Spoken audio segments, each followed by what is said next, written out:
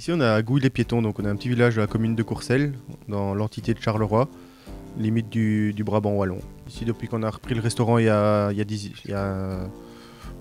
an et 8 mois, on essaye de faire travailler vraiment tous les petits producteurs locaux, bio. Enfin voilà, quoi. On a une belle région à faire vivre, je pense qu'il faut essayer, quoi.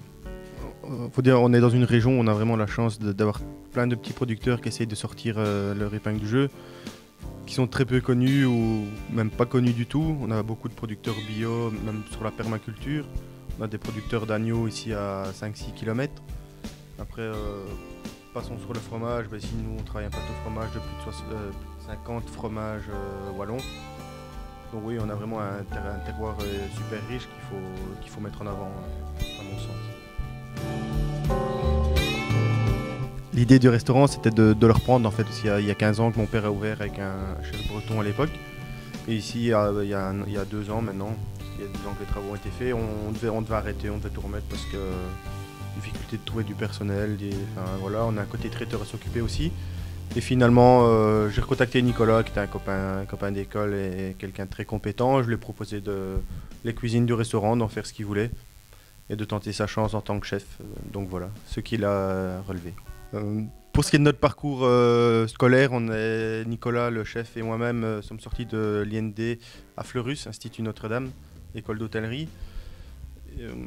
On a par la suite continué à engager des jeunes qui sortaient de l'école, ce qui fait que notre brigade est à 95% de l'Institut Notre-Dame de Fleurus en fait. Nicolas et moi, c'est vraiment une amitié scolaire, de fin d'études. On s'est retrouvés un peu, chacun a fait partie de son côté. Et on s'est retrouvés il y a peut-être 3 ans maintenant, et donc voilà, on s'entendait très bien à l'école et ça continue maintenant.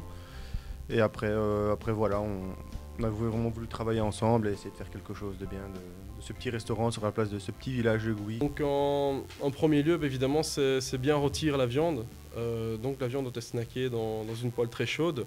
On commence à l'huile d'arachide pour ensuite terminer au beurre. Le fait important quand on rôtit une viande, c'est de laisser reposer la viande après cuisson. Donc exemple 6 minutes de cuisson dans la poêle, c'est minimum 6 minutes de repos par la suite. Ensuite la garniture, on va travailler une garniture très gourmande. Donc dedans les pommes dauphines, c'est une base de pâte à choux dans laquelle on a additionné une bonne purée de pommes de terre. Et ici on est venu râper du fromage fumé dessus. Par la suite les pommes dauphines donc, sont passées en friteuse traditionnelle pour bien dorer et avoir vraiment une texture croustillante à l'extérieur et moelleuse à l'intérieur.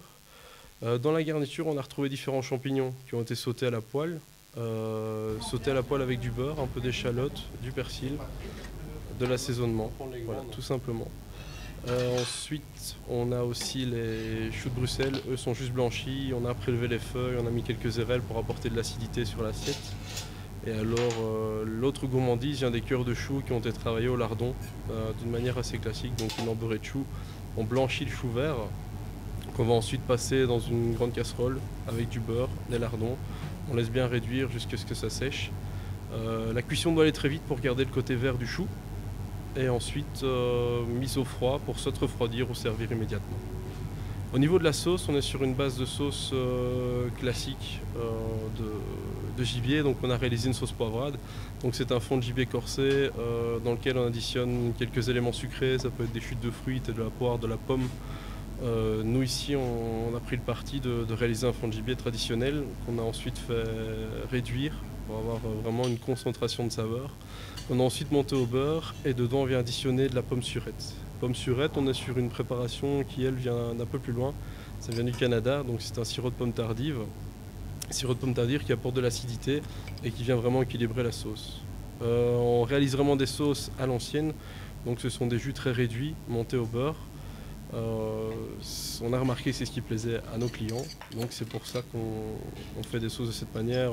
La cuisine légère, je veux dire, dans notre village, c'est pas ce que les gens préfèrent, mais bon voilà, on a essayé de trouver un certain équilibre et donc la sauce est assez riche, mais l'acidité de la pomme surette vient équilibrer le reste de la préparation.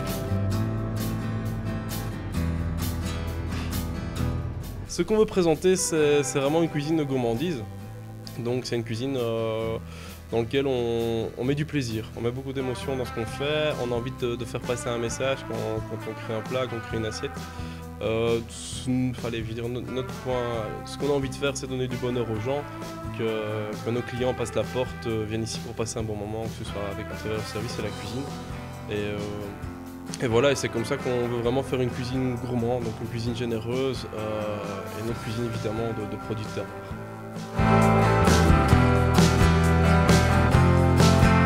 On cuisine le poisson, mais parcimonie, parce que voilà, on n'est pas à côté de la mer.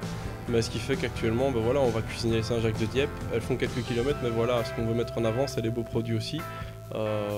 Tel le homard breton, qui est un produit qu'on travaille beaucoup dans la maison. On a nos classiques aussi, donc on travaille par exemple les foie gras de la Sauvenière, qu'on réalise comme un lucullus. Donc lucullus, on est sur cette préparation classique française qu'on a revue à notre façon, qui est à base de langue de veau et de foie gras. Ici, nous on a décidé de le faire avec du bœuf Holstein en salaison. Et les foie gras de la Sauvenière qui est vraiment un produit magnifique, un foie gras d'une qualité exceptionnelle et qui finalement est à 30 km de chez nous. Notre volonté, c'est vraiment de faire une cuisine de saison. Donc je vais dire majoritairement, en tout cas à partir du mois d'avril jusqu'à septembre, octobre, on se fournit exclusivement chez des jardiniers locaux. Ce qui nous permet, là, ce qui nous impose de suivre les saisons. Donc je veux dire, on ne travaillera pas des tomates au mois de janvier. Mais bon, ici, voilà, pour le moment, on est en pleine cuisine de gibier. Le gibier a commencé avec les premiers début septembre, où là, on travaille avec le canard colvert, parce que c'est le premier gibier.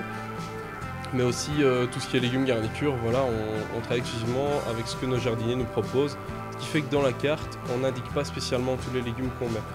On crée nos recettes en fonction des légumes, je veux dire, qu'on reçoit. C'est-à-dire qu'on a un contact, un message, on sait ce qu'ils nous proposent, on choisit dedans ce qu'on veut. Et sur base de ça, alors, on prépare les assiettes pour nous. Voilà, l'idée est vraiment de mettre en avant notre restaurant, bien évidemment, et le petit village dans lequel nous trouvons, Goulet-Piéton, qui est un village de la région de Charleroi, qui est une région très souvent noircie. Et pourtant, il y a vraiment un beau potentiel niveau Horeca, niveau entreprise, niveau business à Charleroi. Je veux dire, le premier mot qui me vient à l'esprit, en tout cas, c'est gourmandise. Voilà, parce que je pense que quand on cuisine, on cuisine par gourmandise. Et je suis moi-même un gourmand, voilà, donc ça c'est vraiment la première chose. Ensuite, je dirais précision, parce que l'important quand on cuisine, c'est de bien réaliser ses cuissons, de bien réaliser ses assaisonnements, de trouver la garniture qui convient. Et ensuite, je dirais partage, voilà, parce que c'est un échange entre le client et nous. Et le but finalement, c'est de partager ce qu'on a envie avec nos clients. N'hésitez pas à venir nous rendre visite. La Belgique n'est pas si grande que ça, donc que ce soit Namur, Liège, il y a à peine 1 heure de voiture. Donc ici, vous découvrez une cuisine gourmande, comme le chef l'a précisé, où on fait vraiment plaisir aux clients et le but est de tous vous satisfaire.